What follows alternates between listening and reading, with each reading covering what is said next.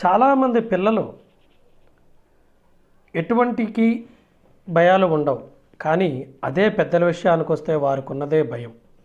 మీలోని ప్రతిభను తెలుసుకొని అభివృద్ధి చేసుకొని దానిని ప్రపంచానికి అందించేందుకు మీకు ధైర్యం కావాలి. ఈనాడు కొన్ని కోట్ల మంది జనం తమ ఉద్యోగాలను వదులుకోవాలని, సొంత వ్యాపారాలు ఏర్పాటు చేసుకుని వ్యాపారవేత్తలు అవ్వాలని కలలుకంటున్నారు.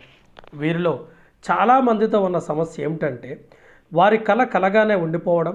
అందుకే మనం అడగాల్సిన ప్రశ్న ఏమిటంటే, వ్యాపారవేత్తలం అవుదామనుకున్న వీరంతా తమ కలలను ఎందుకు సాకారం చేసుకోలేకపోతున్నారు? నాకు స్నేహితుడున్నాడు. అతను అద్భుతమైన కేశాలంకార నిపుణుడు. ఆడవాళ్ళని అందంగా చూపించడంలో అతను ఇంద్రజాలికుడు. కొన్ని సంవత్సరాలుగా తనకు అందమైన షాపుని తెరుచుకోవాలని ఉందని అంటూ వచ్చాడు. అతని దగ్గర పెద్ద పెద్ద ప్రణాళికలు ఉన్నాయి. కానీ విచారకరమైన విషయం ఏమిటంటే అతను ఇప్పటికీ ఒక పెద్ద దుకాణంలో చిన్న జీతం మీద పనిచేస్తున్న ఉద్యోగే. తరచూ దుకాణం సొంతదారు చేత మాటలు పడుతూనే ఉంటాడు. మరో స్నేహితుడు ఉన్నాడు. అతని భార్య ఫ్లైట్ అటెండెంట్గా పనిచేస్తూ విసిగిపోయింది. 2 సంవత్సరాల క్రితం ఆమె తన ఉద్యోగానికి రాజీనామా చేసి స్కూల్లో చేరింది. వృత్తి విద్యను నేర్చుకున్నాక హెయిర్ స్టైలిస్ట్ అయింది. 1 నెల క్రితం తన అందమైన షాపుకి బ్రహ్మాండంగా ప్రారంభోత్సవం జరిపింది. అది ఉన్నది అద్భుతమైన పరిసరాల్లో. తన కోసం పనిచేయడానికి ప్రతిభావంతులైన పనివాళ్లను ఆమె షాపు ఆకర్షించింది. నా మొదటి స్నేహితుడు ఆమె ప్రారంభించిన అందమైన షాపు గురించి విన్నప్పుడు అతను అడిగిన ప్రశ్న, ఆమె ఒక సెలూన్ని ఎలా నెలకొల్పగలిగింది? ఆమెకు అర్హత లేదు, ఆమెకు ఆ ప్రతిభ లేదు. నాలా న్యూయార్క్లో శిక్షణ పొందలేదు ఆమె. అంతేకాదు, ఆమెకు ఎటువంటి అనుభవం లేదు. ఆమె మహా అయితే 1 సంవత్సరం నడపగలదు. తర్వాత ఆమె ఓడిపోక తప్పదు. బహుశా ఆమె ఓడిపోవచ్చు. మొదటి 5 సంవత్సరాల్లోనే 90% వ్యాపారాలు మూతపడతాయని గణాంకాలు చెబుతున్నాయి. మరోవైపు బహుశా ఆమె పోకపోవచ్చు. అసలు విషయం ఏమిటంటే ఆమె ప్రస్తుతం బిజినెస్ చేస్తుంది. మన జీవితాన్ని రూపొందించడంలో ధైర్య సాహసాలకున్న ప్రాముఖ్యతను ఆమె అర్థం చేసుకుంది. మీలోని ప్రతిభను తెలుసుకొని అభివృద్ధి చేసుకొని దానిని ప్రపంచానికి అందించేందుకు మీకు ధైర్యం కావాలి. అమెరికాలో లాటరీలు $3 మిలియన్ల కన్నా అధికంగా గెలుచుకున్న ప్రతి వారిలో 80% మంది 3 ఏళ్లలోగానే దివాలా తీస్తుంటారు. ఎందుకంటే డబ్బు ఒకటే మిమ్మల్ని సంపన్నవంతులుగా చేయదు. వీరంతా తమ బ్యాంక్ అకౌంట్లకు మరికొన్ని సంఖ్యలను చేర్పించవచ్చు, కానీ కేవలం సంఖ్యలు వారిని ధనవంతులను చేయవు. ఎందుకంటే అవి వారి ఆలోచించే ధోరణిని మార్చలేవు. మీ మెదడు అనంతమైనది, అయితే మీలోని సందేహాలు దానికి పరిమితులను కలిగిస్తున్నాయి. అట్లాస్ ష్రగ్డ్ గ్రంథ రచయిత్రి అయిన అయన్ రేండ్ మనిషికున్న ఆలోచన శక్తి యొక్క పరిణామమే సంపద అని అంటుంది. అందుకే మీరు మీ జీవితాన్ని మార్చుకోవడానికి సిద్ధంగా ఉంటే మీ మెదడుకు ఆలోచన కల్పించి మీరు సంపన్నులయ్యే అవకాశం కల్పించే వాతావరణాన్ని నేను మీకు పరిచయం చేస్తాను. పెద్దయ్యాక మీరు ఏమిటి అవ్వాలనుకుంటున్నారు? నా చిన్నతనంలో నా అసలు నాన్న నన్ను స్కూల్కి వెళ్ళమని, బాగా చదువుకొని మంచి మార్కులు తెచ్చుకోమని, అలా ఒక భద్రత గల సురక్షితమైన ఉద్యోగాన్ని సంపాదించుకోవచ్చని నాతో తరచూ అంటూ ఉండేవాడు. అతను నన్ను ఈ క్వాడ్రంట్ కోసం ప్రోగ్రామింగ్ చేసేవాడు. నన్ను ఒక డాక్టరో లేదా లాయరో అవ్వమని మా అమ్మ నన్ను పదే పదే కోరేది. అలా నీకంటూ ఒక వృత్తి ఎప్పుడూ ఉంటూనే ఉంటుంది, నీకు డబ్బు సమస్య ఉండదు. ఆమె నన్ను క్వాడ్రంట్ కోసం ప్రోగ్రామింగ్ చేసేది. మా రిచ్ డాడీ నేను పెద్దయ్యాక ధనవంతుని కావాలనుకుంటే నేను ఒక బిజినెస్ వార్నర్ని లేదా పెట్టుబడిదారుని అవ్వాలని నాతో అంటూ ఉండేవాడు. అతను BI క్వాడ్రంట్ల కోసం నన్ను ప్రోగ్రామింగ్ చేసేవాడు. వియత్నాం నుంచి వెనక్కి వచ్చాక ఎవరి సలహాను వినాలో నిర్ణయం తీసుకోవాల్సి వచ్చింది. మీ ముందు కూడా అదే ఎంపిక ఉంది. మీరు మీ సొంత వ్యాపారాన్ని ప్రారంభించాలని అనుకోవడానికి ఒక కారణం పోయిన మీ ఆత్మగౌరవాన్ని మళ్ళీ పొందడం. ఈ కారణానికున్న ప్రాముఖ్యతను తక్కువ అంచనా వేయవద్దు. ఈ ప్రపంచం నిండా పీడించేవాళ్ళు, అల్ప మనస్కులు ఎందరో ఉన్నారు. వారు మీ బాసులైనా, మీ మేనేజర్లైనా, మీ ఎరుగు పొరుగు వారైనా, లేక చివరికి మీ స్నేహితులైనా వారు చెప్పినట్టల్లా మీకు చేయాలని ఉండదు. మీరు మీ జీవితాన్ని మీ ఆధీనంలో ఉంచుకోవాలని కోరుకుంటారు. ఇతరులు మీ మీద దాష్టికం చేస్తే లెక్క చేయకుండా ఉండే ధైర్యం మీకు ఉండాలని అనుకుంటారు. మీరు మీకోసం స్వతంత్రంగా ఆలోచిస్తూ పనులు చేసుకునే స్వేచ్ఛను కోరుకుంటారు. రేసింగ్ కారు లాంటిది మెథడు. అప్పుడు మళ్ళీ మిమ్మల్ని ఒక ప్రశ్న అడుగుతాను. మీరు ఎక్కడ ఉంటున్నారు? ఒక క్యాష్ ఫ్లో క్వాడ్రంట్ నుంచి మరో క్వాడ్రంట్లోకి మారడంలోని అర్థం ఏమిటో ఇప్పుడు మీరు గ్రహించి ఉంటారనుకుంటాను. ఇది కేవలం భిన్నమైన నిర్మాణం కాదు, ఇది జీవితం పట్ల అనుసరించాల్సిన ఒక భిన్నమైన పద్ధతి. అవును, ఇది బిజినెస్ గురించే, కానీ అదే సమయంలో ఇది నిజంగా వ్యాపారం గురించి కాదు. అది కేవలం దాని బాహ్య రూపం. గుర్రం మీద సవారీ చేసే రౌతుని మాసెరాటి అనే రేసింగ్ కారులో కూర్చోబెట్టినంత మాత్రాన అతను రేసింగ్ కారు డ్రైవర్ కాలేడు. దానికోసం అతనికి నైపుణ్యం, శిక్షణ, ఇంకా ముఖ్యంగా ఒక రేసింగ్ కారు డ్రైవర్ యొక్క మానసిక ధోరణి అవసరం అవుతాయి. మీ ఆర్థిక జీవితానికి కూడా ఇది వర్తిస్తుంది. ఒక వ్యాపారవేత్త ఆలోచించే ధోరణిని మీరు అనుసరించాలి. ఆ మానసిక రీతి గురించి ఒక్క మాటలో చెప్పాలంటే, ఒక వ్యాపారవేత్త తన నిర్ణయాలను స్వయంగా తీసుకుంటాడు అనొచ్చు. మీ వలన పనులు అవుతాయి అంటే దాని అర్థం మీరు మిమ్మల్ని తప్ప వేరొకరిని లేదా వేరొక దానిని నిందించలేరు. నేను నా వ్యాపారాల్లో చేసినట్టు పునాది పని నుంచి అంతా మీరే చేయాలని అనుకోనక్కరలేదు, అవసరం లేదు. 21వ శతాబ్దంలో వ్యాపార రంగంలో ఒక అందమైన అంశం ఏమిటంటే, వ్యాపారానికి అవసరమైన ప్రాథమిక కార్యాన్ని మీకోసం మీకన్నా ముందు మరెవరో చేసి పెట్టారు. అంతేకాదు, మీకు మార్గదర్శకత్వం వహించి మీరు విజయం సాధించడానికి అనుభవజ్ఞులైన నాయకులు మీకు అందుబాటులో ఉంటారు. కానీ ఒక పొరపాటు మాత్రం చేయకండి. అది మీకోసం జరిగేలా ఉంటే అలా జరగడానికి మీరే కారకులవుతారు. మరి అది అలా జరగటం కోసం మీకు ఒక వ్యాపారవేత్త ఆలోచించే ధోరణి అవసరమవుతుంది. మీకు కానీ అది లేకపోతే మీ వ్యాపారం ఎంత మంచిదైనప్పటికీ లేదా మీ గురువులు ఎంత గొప్పవారైనప్పటికీ సరైన ఫలితాలు సాధించడానికి ఆ బిజినెస్ ఎన్నో కష్టాలను ఎదుర్కోవాల్సి వస్తుంది. ఈ పుస్తకంలోని 2వ భాగంలో మనం చూడబోయే బిజినెస్ మోడల్ ఒక రేసింగ్ కారు లాంటిది. అయితే కారు స్టీరింగ్ వీల్ ముందు కూర్చునేది మీరే. అన్నిటికన్నా ముందు అత్యంత ముఖ్యమైన విషయం ఏమిటంటే, అదంతా మీ గురించే. మీరు స్టీరింగ్ వీల్ని అదుపులో ఉంచుకోవడానికి సిద్ధంగా ఉన్నారా? దానికి అవసరమైనవన్నీ మీ వద్ద ఉన్నాయా? 6వ అధ్యాయం. దీని హెడ్డింగ్ ఏంటంటే, ఇది అదుపులో ఉంచుకోవాల్సిన సమయం. 1985వ సంవత్సరం నాటి మాట. అప్పట్లో నాకు, నా భార్య కిమ్కు ఉండడానికి ఇల్లు లేదు. మాకు ఉద్యోగాలు లేవు. మా దగ్గర పొదుపు చేసిన డబ్బు కూడా అంతగా లేదు. మా క్రెడిట్ కార్డుల మీద దొరికే రుణం పరిమితి కూడా అయిపోయింది. మా డొక్కు టయోటా కారులో ఉంటుండేవాళ్ళం. అందులో వెనక్కి వాళ్ళే సీట్లే మా బెడ్లు. మా కారులో ఓ వారం పడుకున్నాక మేమేం చేస్తున్నామో, మేము ఎక్కడ పోతున్నామో లాంటి కఠోరమైన వాస్తవికత మాకు తెలిసొచ్చింది. మేముంటున్న దుర్భరమైన పరిస్థితి గ్రహించిన మా స్నేహితురాలు తన బేస్మెంట్లోని ఒక గది మాకిచ్చింది. మా స్నేహితులకు, కుటుంబ సభ్యులకు మా కష్టాలు తెలిసాక ప్రతిసారి అడిగే మొట్టమొదటి ప్రశ్న, మీరు ఉద్యోగం ఎందుకు చూసుకోకూడదు? మొదట్లో వివరంగా చెప్పడానికి ప్రయత్నించాం. సదుద్దేశంతో మమ్మల్ని ప్రశ్నించిన మా పరీక్షకులకి మాకున్న కారణం చెప్పడం కొంచెం ఇబ్బంది కలిగించింది. ఉద్యోగం చేయడానికి విలువనిచ్చే ఎవరితోనైనా మీరు మాట్లాడేటప్పుడు మీకు ఉద్యోగం ఎందుకు అక్కరలేదో వివరించడం అంత సులభం కాదు. ఏవో చిన్న చిన్న పనులు చేస్తూ అప్పుడప్పుడు మేమిద్దరం కొన్ని డాలర్లు సంపాదించుకునే వాళ్ళం. కానీ దానిని మేము కేవలం మా కడుపు నింపుకోవడానికి, ఇంకా ఇంటికి గ్యాస్ కోసం, నా ఉద్దేశం మా కారు కోసం మాత్రమే చేసేవారు. ఒక విషయం మాత్రం ఒప్పుకుంటాను, తీవ్రమైన వ్యక్తిగత సంక్షోభ క్షణాల్లో నెల నెలా జీతం చెక్కులు ఇచ్చే, భద్రతనిచ్చే సురక్షితమైన ఉద్యోగం కంటే బాగుంటుందన్న ఆలోచన ఆకర్షణీయంగా కనిపించింది. కానీ మేము వెతుకుతున్నది ఉద్యోగ భద్రత కాదు. కనుక ఆర్థిక అగాధపు అంచున రోజులు భారంగా వెళ్ళదీయసాగాం. మేమిద్దరము కాలేజ్ గ్రాడ్యుయేట్లమే. మంచి పని నైపుణ్యాలు, పని పట్ల గట్టి అంకిత భావం ఉన్నాయి మాకు. కానీ మాకు ఉద్యోగాలు ఇచ్చే భద్రత వద్దు. మాకు కావాల్సింది ఆర్థిక స్వేచ్ఛ, స్వతంత్రాలు. 1989 సంవత్సరానికల్లా మేము మిలియనీర్లం అయిపోయాం. డబ్బు సృష్టించడానికి డబ్బు అవసరం అవుతుంది అని జనం అనడం తరచు నేను వింటూ ఉంటాను. అదంతా పరమ చెత్త. ఇల్లంటూ లేకుండా 4 ఏళ్లలో మిలియనీర్లం, ఆ తర్వాత మరో 5 ఏళ్లలో నిజమైన ఆర్థిక స్వేచ్ఛ సంపాదించుకున్న మా ప్రస్థానంలో మాకు డబ్బు అవసరం పడలేదు. మా ప్రయాణం మొదలుపెట్టినప్పుడు మా దగ్గర డబ్బు లేదు. నిజంగా మేము అప్పుల్లో ఉన్నాం. తోవలో మరెవరూ మాకేది ఇవ్వలేదు కూడా. ఇందులో సంప్రదాయ చదువులు అవసరమూ లేదు. సంప్రదాయ వ్యక్తుల కోసం కాలేజీ చదువులు ముఖ్యమే, కానీ సంపదను నిర్మించుకోవాలని అనుకుంటున్న జనానికి మాత్రం కాదు. డబ్బు సంపాదించడానికి డబ్బు అవసరం లేకపోతే ఆర్థిక స్వేచ్ఛ ఎలా సంపాదించుకోవాలో నేర్చుకోవడానికి సాంప్రదాయక చదువులు అవసరం లేకపోతే మరి దానికి కావాల్సింది ఏమిటి?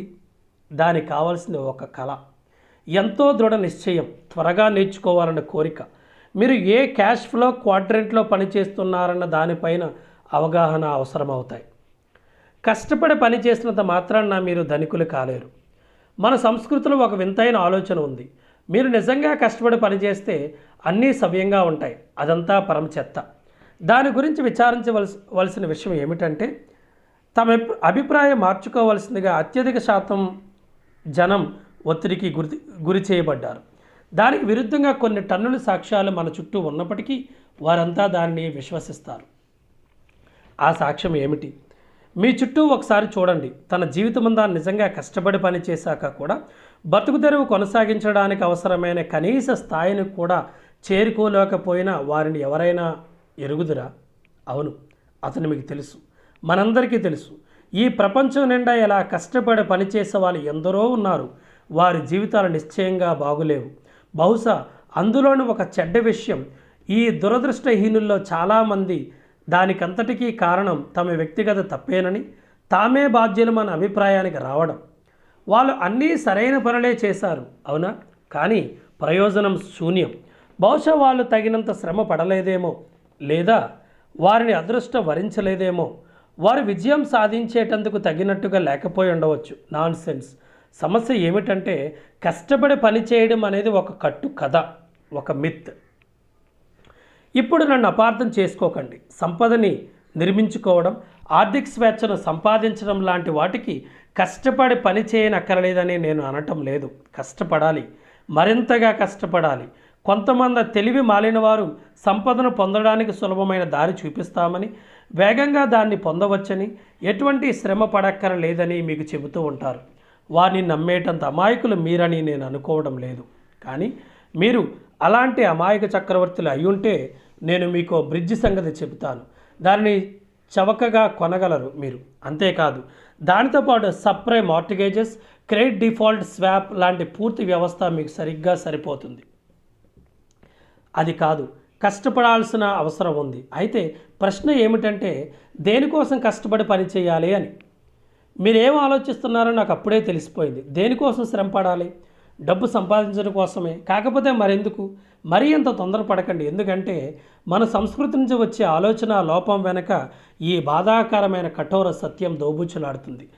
డబ్బు కోసం అతిగా కష్టపడుతూ సంపదను ఎప్పుడూ సృష్టించలేము. ఆదాయం కోసం శ్రమించే జనం మరింత కష్టపడుతుంటారు. అయితే వారి పన్నులు మరీ అధికంగా చెల్లిస్తూ ఉంటారు. డబ్బు కోసం కష్టపడి పనిచేయడం అన్న విషయాన్ని మర్చిపోకండి. మీరు చేసేదల్లా దాన్ని ఖర్చు పెట్టడమే. తర్వాత మళ్ళీ మొదటికి వస్తారు. దాన్ని సంపాదించడం కోసం కష్టపడతారు. బహుశా మీరు నన్ను అడగాలని అనుకుంటుండొచ్చు. ఓకే, అయితే మరి నేనేం చేయాలి? మీరు పరిస్థితిని అదుపులోకి తీసుకోండి. దేన్ని అదుపులోకి తీసుకోవాలి? ఎందుకంటే మీరు ఎంతగా ప్రయత్నించినప్పటికీ జీవితంలో అనేక విషయాలను మీరు అదుపులో ఉంచలేరు. మీరు మార్కెట్ని అదుపు చేయలేరు, మీరు ఉద్యోగులను అదుపు చేయలేరు, మీరు ఆర్థిక వ్యవస్థను అదుపు చేయలేరు. అసలు మీరు దేనిని అదుపు ఉంచగలరని? మీరు మీ ఆదాయాన్ని ఎందులోంచి పొందగలరో ఆ మూలాన్ని అదుపులో ఉంచగలరు. సమస్య, అధిక శాతం ధనవంతుల వ్యాపారాన్ని నిర్మించుకోవడం ద్వారా ధనవంతులయ్యారు. Bill gates మైక్రోసాఫ్ట్ను నెలకొల్పాడు. తన వసతి గృహంలో డెల్ కంప్యూటర్లను మైకేల్ డెల్ సృష్టించాడు. అయినప్పటికీ చారిత్రాత్మక దృష్టితో చూస్తే బి క్వాడ్రెంట్లో నిజంగా నివసించిన వాళ్ళ సంఖ్య చాలా చాలా చాలా తక్కువ. నిజమైన సంపదను సృష్టించడానికి బి క్వాడ్రెంట్ అన్నింటికన్నా ఎంతో శ్రేష్టమైన స్థానం. కానీ ఇందులోకి ప్రవేశించడానికి కొన్ని అడ్డంకులను అధిగమించాలి. దాని మూలంగా అనేక మంది బయటే ఉండిపోతారు. ఒక ఇబ్బంది ఏమిటంటే, అనేక మంది దగ్గర తన వ్యాపారాన్ని ప్రారంభించేందుకు అవసరమైన డబ్బు ఉండదు. ఈనాడు మీ సొంత వ్యాపారం ప్రారంభించడానికి సగటున $5 మిలియన్ అవసరమవుతుంది. మరో విషయం, ధనవంతులవడానికి శూన్యం నుంచి మీ సొంత వ్యాపారాన్ని నిర్మించడం అనేది ఎంతో రిస్క్తో కూడుకున్నది. కొత్తగా ప్రారంభించబడ్డ వ్యాపారాల్లో సుమారు 90% ప్రారంభించిన 5 ఏళ్లలోనే ఓటమిని చవిచూస్తాయి.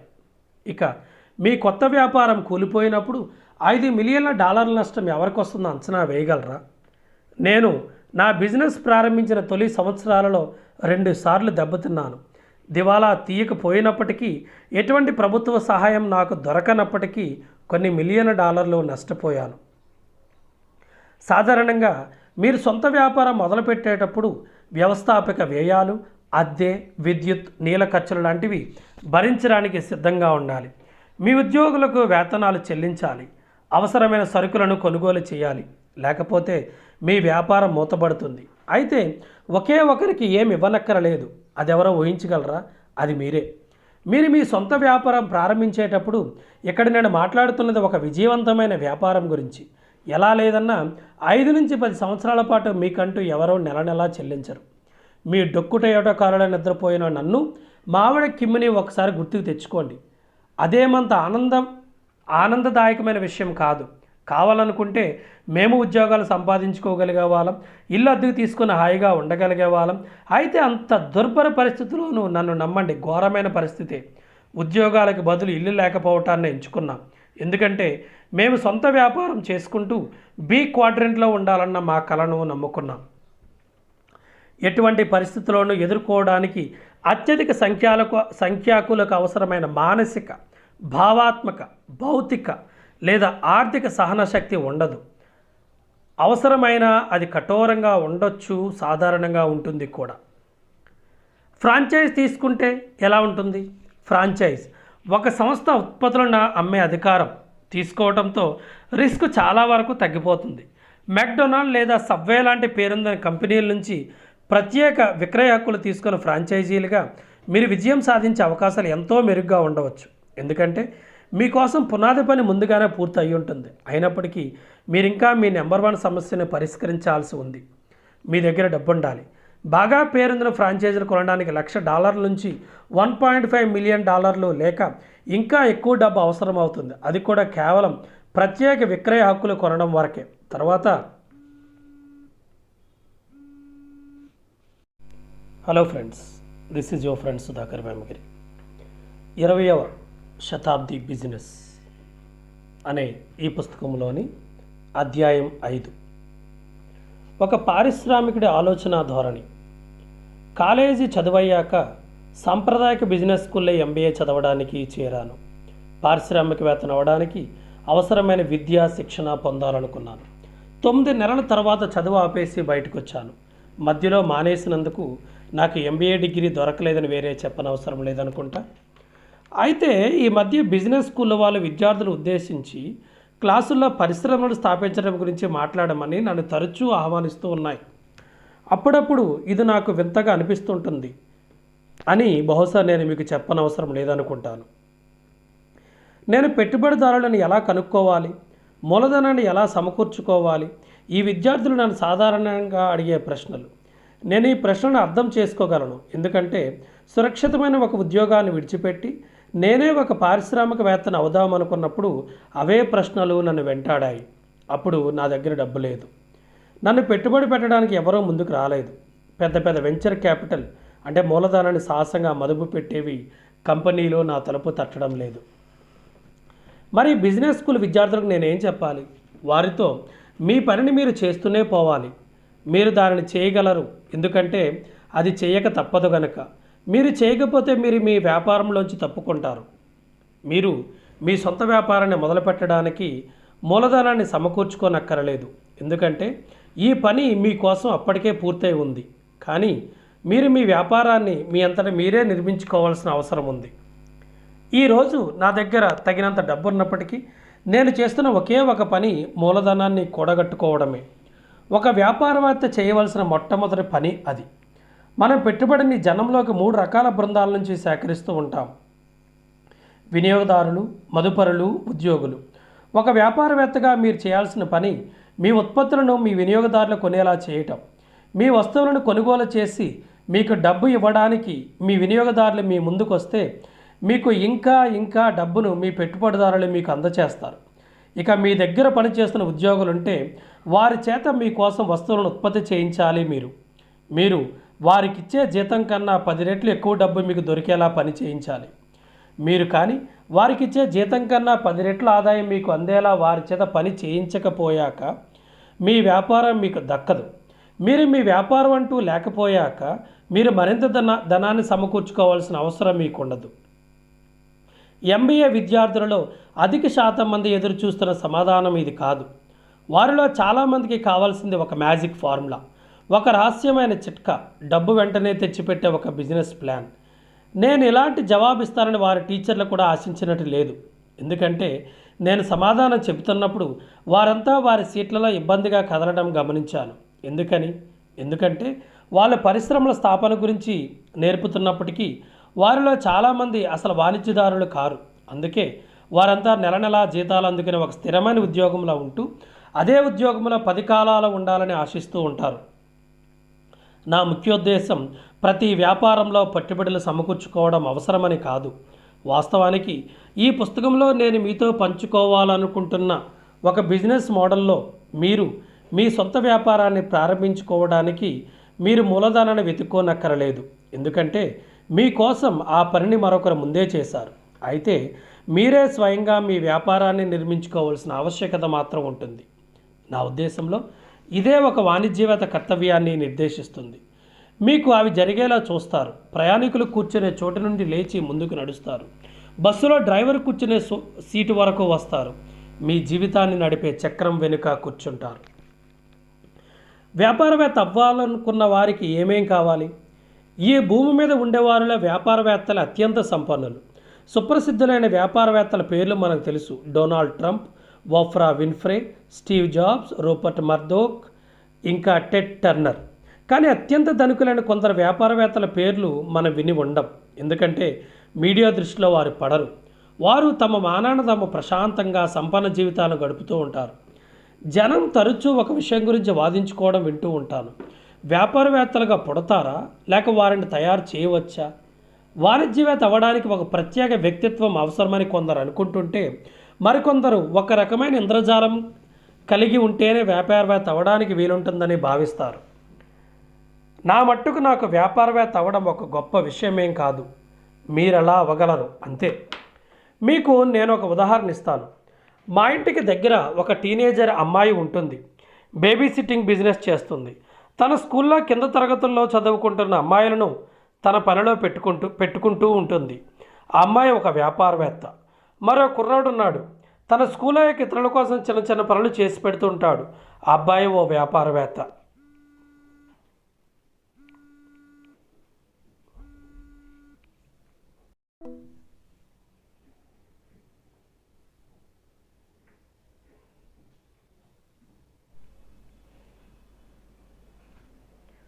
మదుపురులు ఎన్నిటిలోనో మదుపు పెడతారు.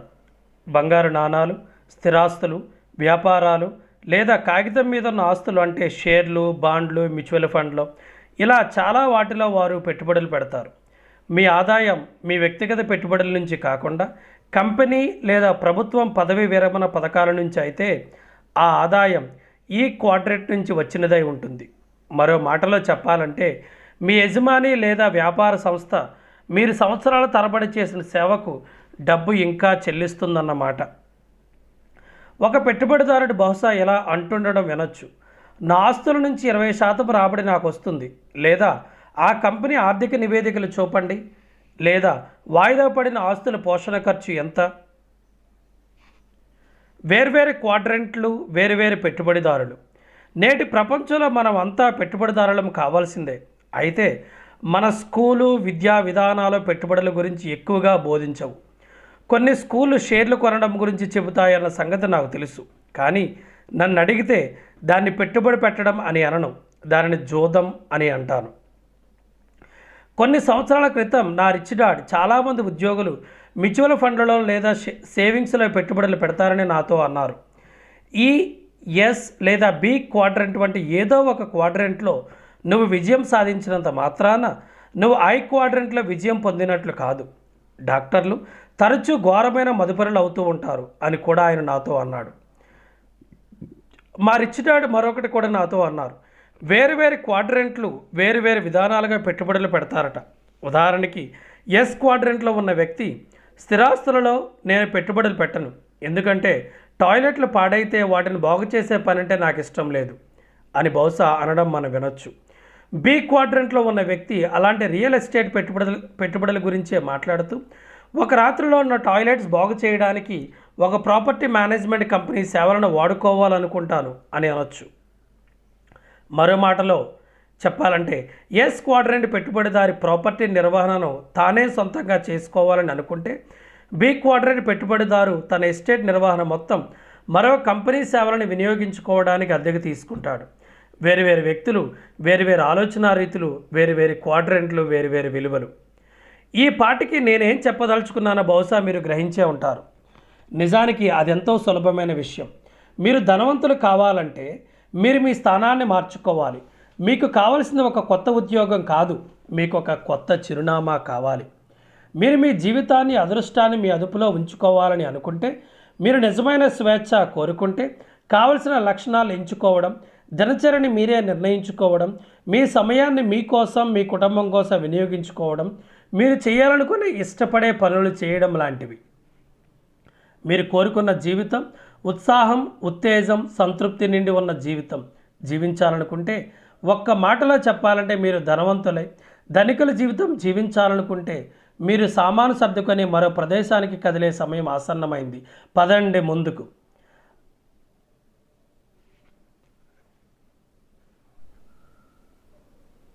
ఎస్ క్వాడ్రంట్లలో ఉంటున్న వ్యక్తులు తాము తమ సొంత చేతులు, బుద్ధి ఉపయోగించి చేసే పనులు చూసి తరచూ ఎంతో గర్వపడుతుంటారు. వాళ్ళకంటే విడిగా ఏదైనా థీమ్ సాంగ్ లాంటిది ఉంటే అది ఇంకెవరు ఇంతకంటే బాగా చెయ్యర్లా ఉంటుంది, లేదా నా ఇష్టంలా ఉంటుంది. అయినా వాళ్ళ స్వేచ్ఛ వెనుకనున్న బాహ్య రూపంలో, బిజినెస్ పట్ల వారుకున్న ప్రధాన విలువల్లో వారికి ఇతరుల పట్ల నమ్మకం లేకపోవడం కనిపిస్తుంది. అంటే జీవితం పట్ల కూడా వారి నమ్మకం అలాగే ఉంటుందని అర్థం. ఎందుకంటే మనం మన వ్యాపారాన్ని ఎలా తీసుకుంటామో ప్రతి విషయాన్ని కూడా అదే దృష్టితో చూసే అవకాశం ఉంది.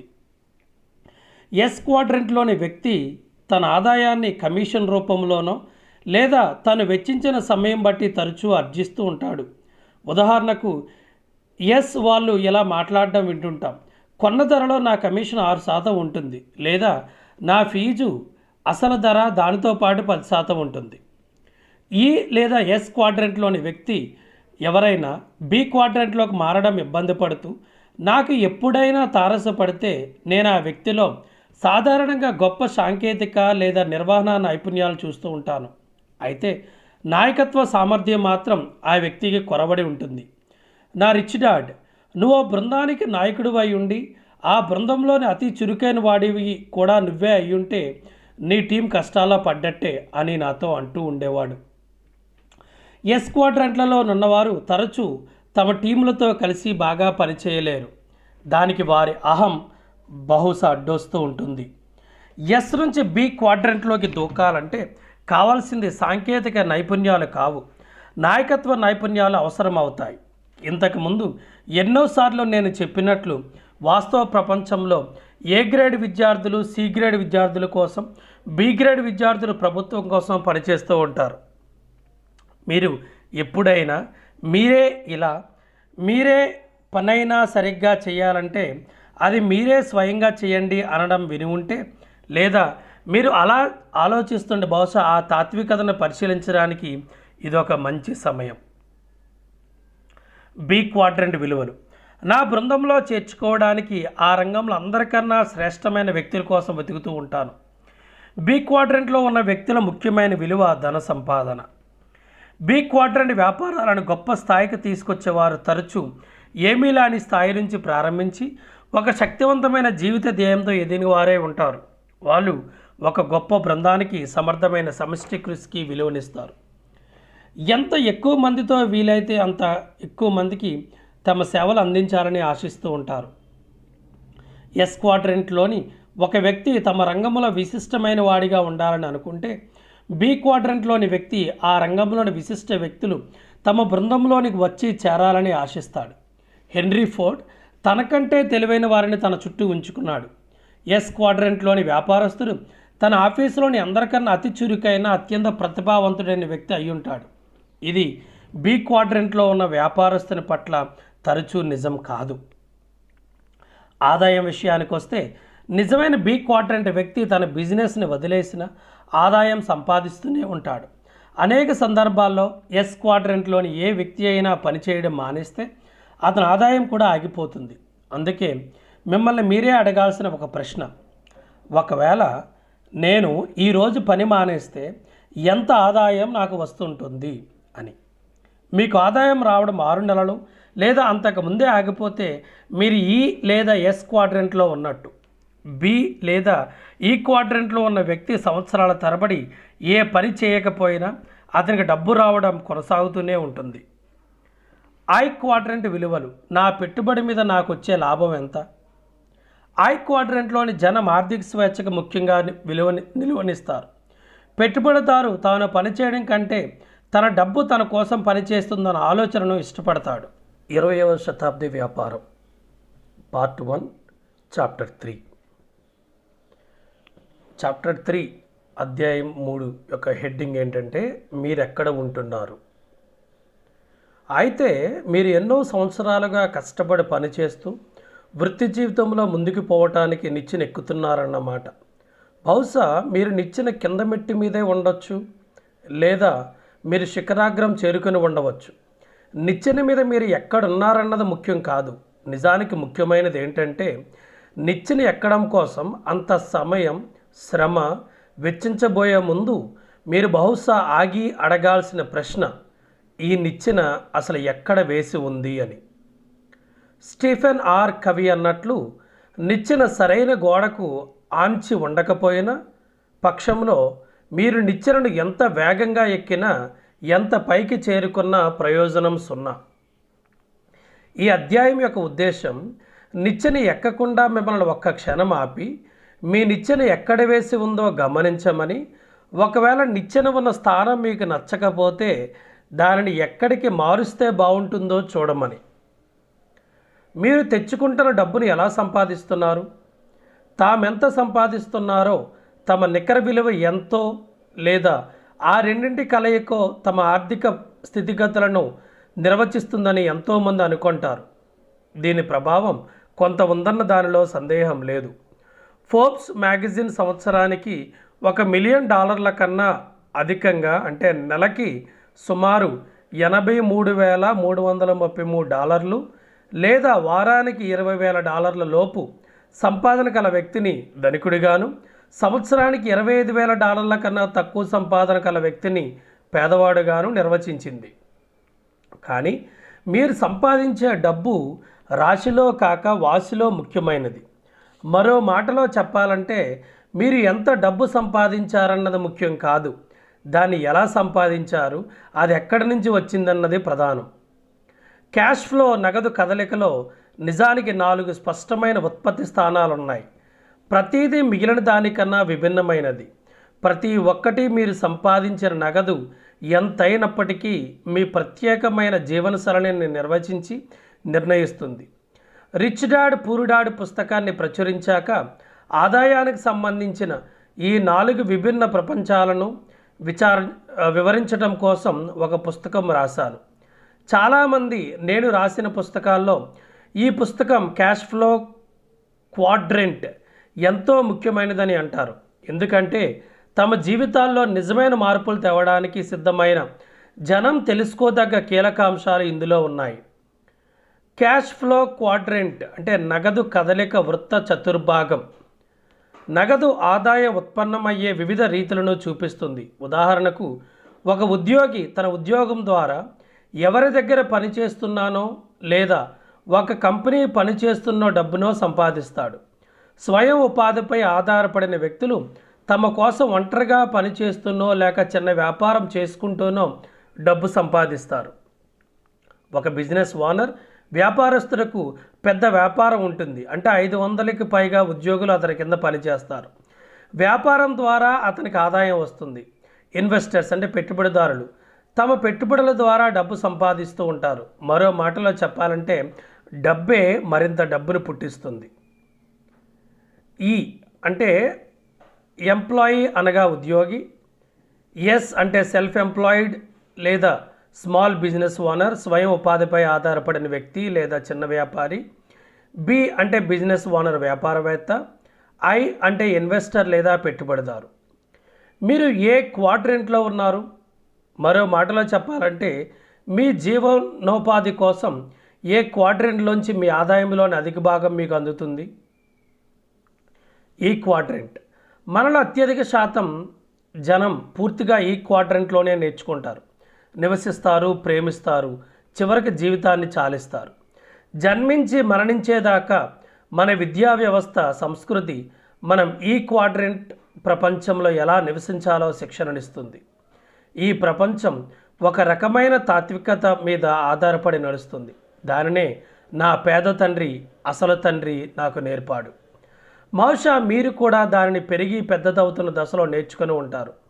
స్కూల్కి వెళ్ళు, కష్టపడి చదువు, మంచి మార్కులు తెచ్చుకో, తర్వాత అన్ని లాభాలను నీకు ఇచ్చే ఒక పెద్ద కంపెనీలో ఉద్యోగం సంపాదించుకో. Second one, S quadrant. మరింత స్వేచ్ఛ, స్వతంత్రాలు, స్వయం నిర్ణయం కావాలనుకుంటున్న అనేక మంది ఈ క్వాడ్రంట్ నుంచి ఎస్ క్వాడ్రంట్లోకి వలసపోతూ ఉంటారు. సొంతంగా ఏదైనా చేయాలనుకుంటున్న వారికి, అమెరికా స్వప్నాన్ని సాకారం చేసుకోదలుచుకున్న వారికి ఇదే సరైన చోటు. ఎస్ క్వాడ్రంట్లో ఉన్న వారందరూ అధికంగా ఆదాయం సంపాదించే క్షేత్రంలోని వారే.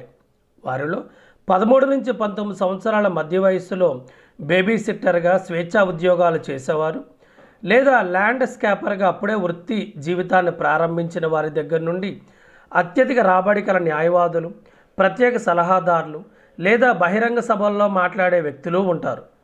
కానీ మీరు గంటకి $8 తెచ్చుకున్నా, సంవత్సరానికి $80,000 తెచ్చుకున్నా, ఎస్ క్వాడ్రంట్ సాధారణంగా అందమైన భ్రమని మాత్రమే కలిగిస్తుంటుంది.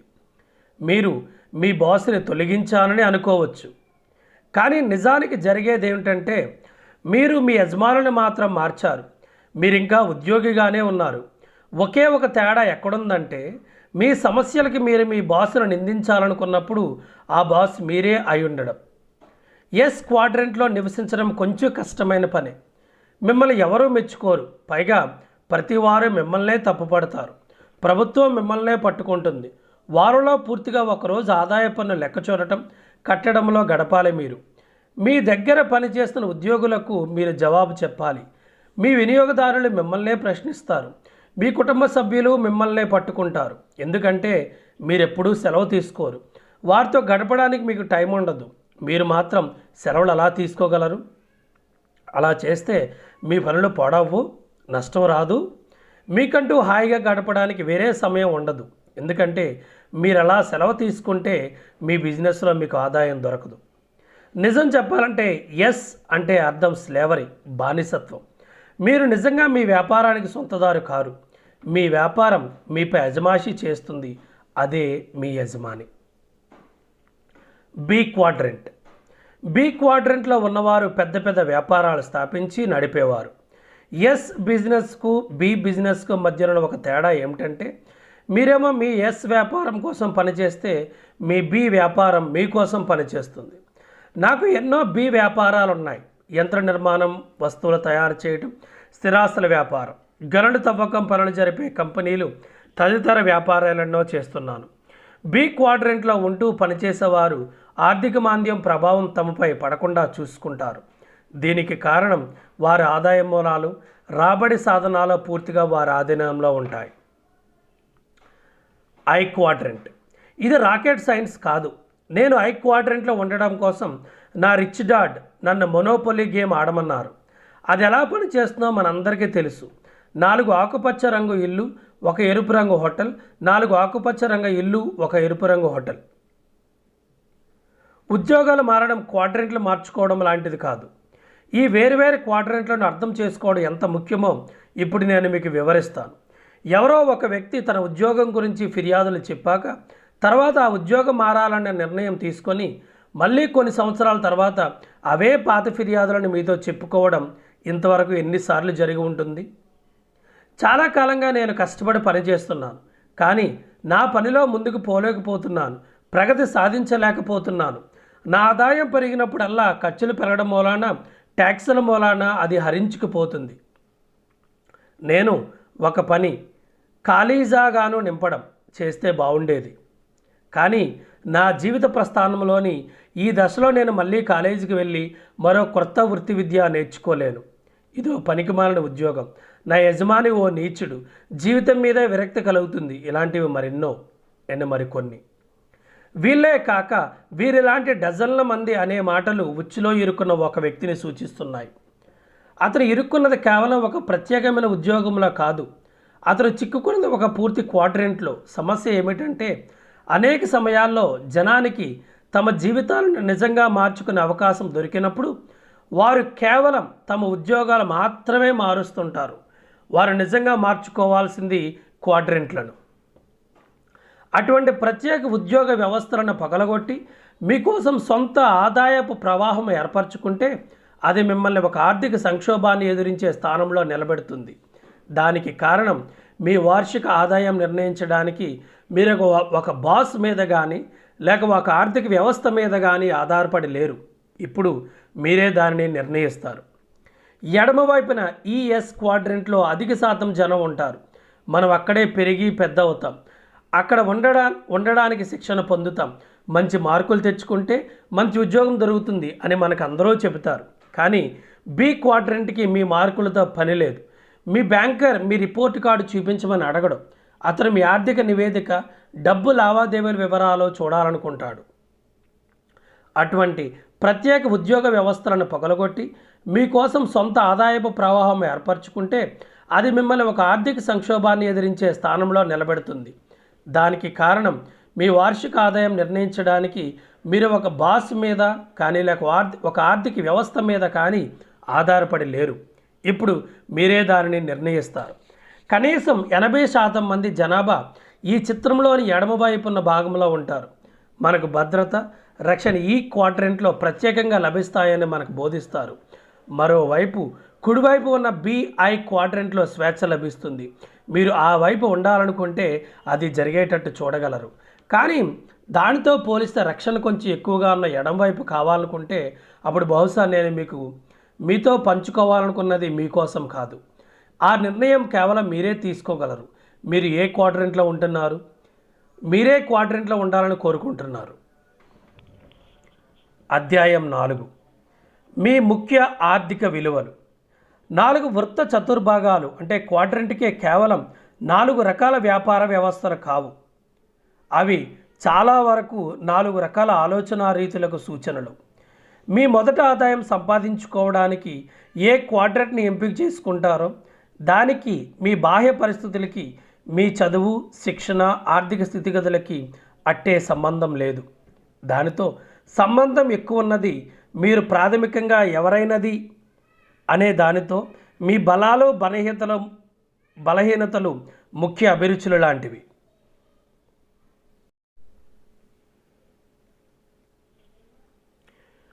మీ ప్రాథమిక ఆర్థిక విలువలతో దానికి సంబంధం ఉంది. ఈ ప్రాథమిక తేడాలే మనల్ని ఆకర్షిస్తాయి లేదా రకరకాల క్వాడ్రెంట్ల నుంచి వెనక్కు తరుముతాయి. ఇది అర్థం చేసుకోవడం ముఖ్యం, ఎందుకంటే దాని అర్థం ఈ లేదా ఎస్ క్వాడ్రెంట్ నుంచి బి క్వాడ్రెంట్లోకి వెళ్ళడం ఒక పోస్ట్ ఆఫీసులోని ఫారంలో మారిన మన చిరునామాను నింపినంత సులభం కాదు. మీరు మారుస్తున్నది కేవలం మీరు చేస్తున్న పనినే కాదు, నిజానికి మీరు కూడా మారుతున్నారు. కనీసం మీరు ఆలోచించే పద్ధతిలో మార్పు తీసుకొస్తున్నారు. కొంతమంది ఉద్యోగులుగా ఉండడానికి ఇష్టపడితే మరి కొంతమంది దానిని అసహ్యించుకుంటారు. కొంతమంది కంపెనీలకు ఓనర్లుగా ఉండడానికి ప్రేమిస్తారు కానీ వాటిని నిర్వహించరు. కొంతమంది జనం పెట్టుబడులు పెట్టడానికి ఇష్టపడతారు, మరి కొంతమంది తాము డబ్బు పోగొట్టుకునే ప్రమాదాన్నే చూస్తుంటారు. మనలో చాలామంది వీరందరూ చూపించే ప్రవృత్తులను కొద్దో గొప్పో కలిగి ఉంటారు. ఈ 4 వృత్త చతుర్భాగాలలోనూ మీరు ధనికులుగానైనా లేక పేదవారుగానైనా ఉండవచ్చని గ్రహించడం కూడా ఎంతో ముఖ్యం. ఈ ప్రతి ఒక్క క్వాడ్రెంట్లోనూ మిలియన్లు సంపాదిస్తున్న జనం ఉన్నారు, అలాగే దివాలా ఎత్తిన జనం కూడా ఉన్నారు. ఈ క్వాడ్రెంట్లలో ఏదో ఒక దానిలో ఉంటున్న మాత్రాన మీరు ఆర్థికంగా విజయం సాధిస్తున్నారన్న భరోసా లేదు. వారు అనే మాటలు వినడం బట్టి వారు ఏ క్వాడ్రెంట్లో ఉంటున్నారో మీరు చెప్పగలరు. నేను 9 ఏళ్ల కుర్రోడుగా ఉన్నప్పుడు పనిలోనికి తీసుకునేందుకు మా రిచ్ డాడ్ కొంతమందిని ఇంటర్వ్యూ చేస్తున్నప్పుడు ఆయన పక్కన కూర్చునే వాడిని. ఈ ఇంటర్వ్యూల ద్వారా జనం యొక్క ప్రాథమిక విలువల గురించి తెలుసుకోవడం నేర్చుకున్నాను. మా రిచ్ డాడ్ ఈ విలువలు వాళ్ళ హృదయాల్లోంచి వస్తాయని అనుకున్నారు. ఒక్కొక్క క్వాడ్రెంట్ నుంచి వెలువడ్డ కొన్ని ముఖ్యమైన పదాలను, వాటి ప్రాథమిక విలువల రేఖాచిత్రాన్ని దిగువనిచ్చాను. ఈ ఫర్ భద్రత, బి ఫర్ డబ్బు సంపాదించడం, ఎస్ ఫర్ స్వేచ్ఛ, ఐ ఫర్ ఆర్థిక స్వాతంత్రం. ఇక్కడ భద్రత అంటే ఈ క్వాడ్రంట్ విలువలు చూద్దాం. నేను సురక్షితమైన భద్రత గల ఉద్యోగం కోసం వెతుకుతున్నాను. దానిలో మంచి జీతంతో పాటు ప్రశస్తమైన ప్రయోజనాలు కూడా ఉండాలి. ఈ క్వాడ్రంట్లో ఉన్న వ్యక్తికి భద్రత అనేదే ప్రధానమైన విలువ. అత్యధిక ఆదాయం తెచ్చుకుంటున్న ఒక కంపెనీ ఉపాధ్యక్షుడు అయి ఉండవచ్చు మీరు, అయినా మీ జీవితంలో 10వ వంతు సంపాదిస్తున్న కంపెనీ జానిటర్ అంటే భవన నిర్వాహకుడితో పాటు అవే ప్రాథమిక విలువలను పంచుకుంటుంటారు. ఈ క్వాడ్రంట్లో ఉన్న వ్యక్తి అతను జానిటర్ కానివ్వండి లేదా అధ్యక్షుడు కానివ్వండి, హోదా ఏదైనప్పటికీ నేను మంచి ప్రయోజనాలు ఉంటే సురక్షితమైన భద్రత గల జాబ్ కోసం చూస్తున్నాను, లేదా ఓవర్ టైం చేస్తే నాకు ఎంత వస్తుంది అనే పద్ధతులు ఆలోచిస్తూ అలాంటి మాటలే మాట్లాడుతుంటాడు. ఈ క్వాడ్రంట్లో ఉన్న వ్యక్తితో నేను మాట్లాడుతున్నప్పుడు మా మాటల్లో నా కోసం ఒక సొంత వ్యాపారం ప్రారంభించడాన్ని నేను ఎంత ఇష్టపడతానో చెబుతున్నప్పుడు ఆ వ్యక్తి అది సరే, మరి దానిలో ఎంతో రిస్క్ ఉంది కదా అని బహుశా నాతో అనవచ్చు. మనం అందరం జీవితాన్ని మనకున్న ప్రాథమిక విలువల దృష్టికోణం నుంచే చూస్తాం. నాకెంతో ఉత్సాహం కలిగించిన ఒక విషయం మరొకరికి భయంకరంగా కనిపించవచ్చు.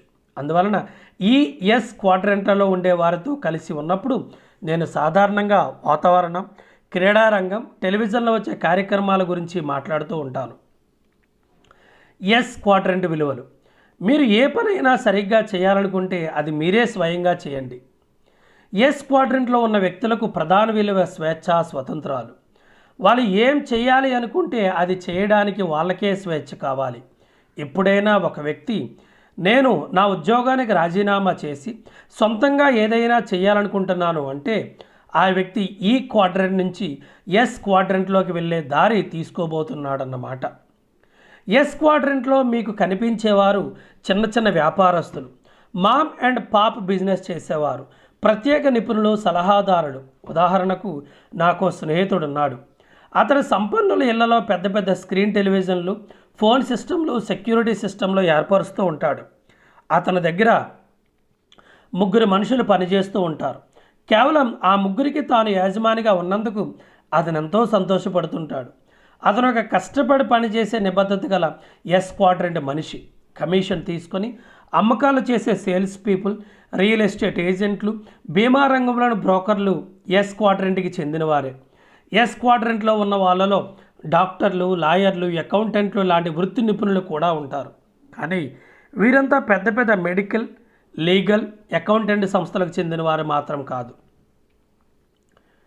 ఎస్ క్వాడ్రంట్లో ఉంటున్న వ్యక్తులు తమ సొంత చేతులు ఉపయోగించి కంపెనీకి శిక్షణ, ప్రకటనలు, మద్దతుల కోసం కొంత చెల్లించాల్సి ఉంటుంది. మీరింత చేసినప్పటికీ మీ ఫ్రాంచైజీలు మీకు మద్దతుగా ఉన్నప్పటికీ మీరు నిజంగా సంపన్నులవుతారన్న గ్యారంటీ లేదు. ఫ్రాంచైజీలో డబ్బు పోతున్నప్పటికీ అనేక సమయాల్లో ఫ్రాంచైజీ తీసుకున్న వ్యక్తి ఫ్రాంచైజర్ కంపెనీకి డబ్బు చెల్లిస్తూనే ఉండాలి. మీరు ఒకవేళ ప్రత్యేక విక్రయ హక్కులు పొంది విజయం సాధించిన వారిలో ఒకరైనప్పటికీ మొదట్లో కొన్ని సంవత్సరాల పాటు మీరు డబ్బు సంపాదిస్తూ లాభాలు పొందే అవకాశం అంతగా ఉండదు. ప్రతి 3 ఫ్రాంచైజీలలో ఒకటి కూలిపోతూ ఉంటుంది. మా నాన్న తను 50 ఏళ్ల వాడిగా ఉన్నప్పుడు హవాయి రాష్ట్రం గవర్నర్ పదవికి పోటీ చేసే సాహసం చేశాడు. అతని ప్రత్యర్థి వేరెవరో కాదు, అతని బాస్. అందులో మా నాన్న ఓడిపోవడమే కాదు, తన ఉద్యోగం పోగొట్టుకున్నాడు కూడా. అతన్ని హవాయిలో మళ్ళీ పనిచేయొద్దని అతని బాస్ ఆదేశించాడు. అప్పుడు ఆయన తను అంతవరకు పొదుపు చేసి దాచుకున్న సొమ్ముతో ప్రాచుర్యం పొందిన ఒక ఫ్రాంచైజీని కొన్నాడు. ఈ ఫ్రాంచైజ్ ఇది ఎప్పుడూ నష్టపోదు అన్న గుర్తింపు పొందింది. ఎప్పుడూ నష్టపోని ఆ ఫ్రాంచైజ్ నష్టపోయింది. దానితో పాటు మా నాన్న కూడా దెబ్బతిన్నాడు. నిజానికి అతను తనకున్నదంతా పోగొట్టుకున్నాడు. సైద్ధాంతికంగా చూస్తే ఫ్రాంచైజ్ అనేది ఒక గొప్ప ఆలోచన, కానీ వాస్తవంలో అదొక జూదం. అది ఎలాంటి జూదం అంటే ఆట ఆడడం కోసం బల్ల దగ్గరికి వెళ్ళడానికే మీరెంతో భారీ మూల్యం చెల్లించవలసి వస్తుంది. క్రియారహితంగా అంటే ప్యాసివ్గా దొరికే ఆదాయాలకు ఉన్న శక్తి ఎలాంటిదంటే, మీరు ఎప్పుడైనా పబ్లిక్ రెస్ట్ రూమ్లో నీళ్ళను ఆదా చేయడం కోసం లోన స్ప్రింగ్ ఉన్న కుళాయిలను వాడారా? నీళ్ళ కోసం కుళాయి తిప్పినప్పుడు మీరు దాన్ని చేత్తో పట్టుకునే ఉండాలి. ఎందుకంటే దానిని వదిలేసిన వెంటనే అది దాని పూర్వస్థితికి చేరుకొని కుళాయి మూసుకుపోయి నీళ్లు రావడం ఆగిపోతుంది. అత్యధికుల ఆదాయం యొక్క ఉత్పత్తి స్థానం ఈ కుళాయిలాగే పనిచేస్తుంది. మీకు కొద్దిగా ధన ప్రవాహం వస్తుంది. మీరు దానిని విడిచిపెట్టగానే వెనక్కి పోయి ఆగిపోతుంది. మీరు మీ ఆర్థిక స్వేచ్ఛను అలా ఎన్నడూ ఏర్పరచుకోలేరు. మీకు కావలసింది నిరంతరం డబ్బిచ్చే కుళాయి. మీరు ఒకసారి దాన్ని తిప్పాక అది తనంతట తనే ఆ స్థితిలో ఉండిపోవాలి. ఇది ఇవాళ, రేపు, వచ్చే వారం ఆదాయం గురించి కాదు. ఇది మీరు మీ ఆదాయాన్ని శాశ్వతంగా పొందటం గురించి. ఇది క్రియారహితంగా అంటే ప్యాసివ్ దొరికే ఆదాయం. దీనినే రెసిడ్యువల్ అంటే బాకీ ఆదాయం అని కూడా అంటారు. ఈ ఆదాయం మీకు మళ్ళీ మళ్ళీ వస్తూనే ఉంటుంది. ఆ ఆదాయానికి ఆధారమైన మూలధనాన్ని మీరు ఎంతో కష్టపడి సమకూర్చిన చాలా కాలం తర్వాత కూడా అది వస్తూనే ఉంటుంది. మీరు బి క్వాడ్రంట్లోకి మారడం ఆ దిశగా వేసే ఒక దృఢమైన అడుగు. కానీ అన్ని వ్యాపారాలు క్రియారహితంగా దొరికే పాసివ్ ఆదాయాన్ని సృష్టించవు. మీరు ఒక రెస్టారెంట్ యజమాని అయ్యుంటే మీరు భోజనాన్ని తయారు చేసి అమ్మినప్పుడే మీకు ఆదాయం దొరుకుతుంది. మీ బిజినెస్ ఎయిర్ కండిషనర్లు బిగించడం అయినప్పుడు మీరు ఆ సేవలు అందినప్పుడే మీకు ఆదాయం వస్తుంది. ఎక్కువ జీతం తెచ్చుకుంటున్న డాక్టర్లు, లాయర్లు కూడా తాము రోగులను లేదా క్లయింట్లను చూసినప్పుడే డబ్బు సంపాదిస్తారు. వారి నైపుణ్యం, సేవలతో రోగులకు కానీ క్లయింట్లకు కానీ ప్రత్యేకంగా ఒక వారంలో అవసరం లేకపోతే ఆదాయపు కుళాయి కన్నా స్ప్రింగ్ వెనక్కిపోయి కుళాయిని మూసేస్తుంది. దానితో ఆ వారంలో వారికి డబ్బు సంపాదన ఉండదు. అత్యధిక సంఖ్యాకులకి పాసివ్ ఆదాయం సృష్టించే మార్గం తెలుసుకోవాల్సిన అవసరం ఉంది. అది గుర్తించి నేను డొనాల్డ్ ట్రంప్ కలిసి పాసివ్ ఆదాయాన్ని సృష్టించే అనేక రకాల వ్యాపార నిర్మాణాలను విలువ కట్టాం. దాని ఫలితాలను మా పుస్తకం we want you to be రిచ్లో ప్రచురించాం. అన్నట్టు అది కేవలం మా పుస్తకం పేరు కాదు. మేము నిజంగా ధనవంతులు కావాలని కోరుకుంటున్నాం. సంపద అనేదానికి పరిమితులు లేవు. మీరు ధనవంతులయ్యారు అంటే అర్థం మీరు నా నుంచి కానీ, డొనాల్డ్ నుంచి కానీ, లేక మరెవరి నుంచి కానీ ఏదో తీసుకున్నట్టు కాదు. మనమంతా ఒక అద్భుతమైన అనంతమైన ప్రపంచంలో నివసిస్తున్నాం. ఇక్కడ కావలసిన దానికన్నా ఎక్కువ శక్తి, సామాగ్రి, చాతుర్యం, సృజనాత్మకత, ఆకాంక్ష నెలకొని ఉన్నాయి. ఈ భూమి మీద ఉన్న ప్రతి వ్యక్తి సంపన్నుడయ్యే అవకాశం కల్పిస్తాయి అవి. అయితే మనం ఏం తెలుసుకున్నాం? ఒక బిజినెస్ మోడల్ మిగిలిన వాటికన్నా విడిగా ప్రత్యేకంగా ఉందన్న విషయాన్ని మనం తెలుసుకున్నాం. ఈ ప్రత్యేకమైన వ్యాపార నమూనా క్రియారహితం అంటే ప్యాసివ్గా దొరికే ఆదాయాన్ని సృష్టిస్తుంది. కానీ దానిని ప్రారంభించడానికి సాపేక్షికంగా అతి తక్కువ మూలధనం అవసరం అవుతుంది. దాని వ్యవస్థాపక వ్యయం కూడా తక్కువే. ప్రస్తుతం తను చేస్తున్న పూర్తికాల అంటే ఫుల్ టైం ఉద్యోగం వదిలిపెట్టి వ్యాపారవేత్తగా మారేందుకు అది తగినంత క్యాష్ ఫ్లో, నగదు ప్రవాహం సృష్టించేంత వరకు వీలును బట్టి పాక్షిక కాల అంటే పార్ట్ టైం పద్ధతి మీద కూడా నడపవచ్చు. ఆ బిజినెస్ మోడల్ పేరు నెట్వర్క్ మార్కెటింగ్. ఈ పుస్తకంలోని శేషభాగం అంతా దాని గురించే. సో ఇక్కడతో మొదటి భాగం అనేది ముగిసింది. దీని తర్వాత మనం రెండవ భాగము చదువుకుంటాం. రెండవ భాగం ముఖ్యంగా ఒక వ్యాపారం సంపాదన సృష్టించే 8 ఆస్తులు అనే దాని మీద మనం నేర్చుకుంటాం. Thank you. ఇప్పటివరకు నా ఛానల్ మీరు సబ్స్క్రైబ్ చేయకపోతే సబ్స్క్రైబ్ చేయగలరని మనవి చేసుకుంటూ, ఇది మీకు నచ్చినట్లయితే మీ ఫ్రెండ్స్ షేర్ చేయాలని కోరుకుంటూ, మీ friend Sudhakar Vemagiri signing off for today and have a great day. Bye bye.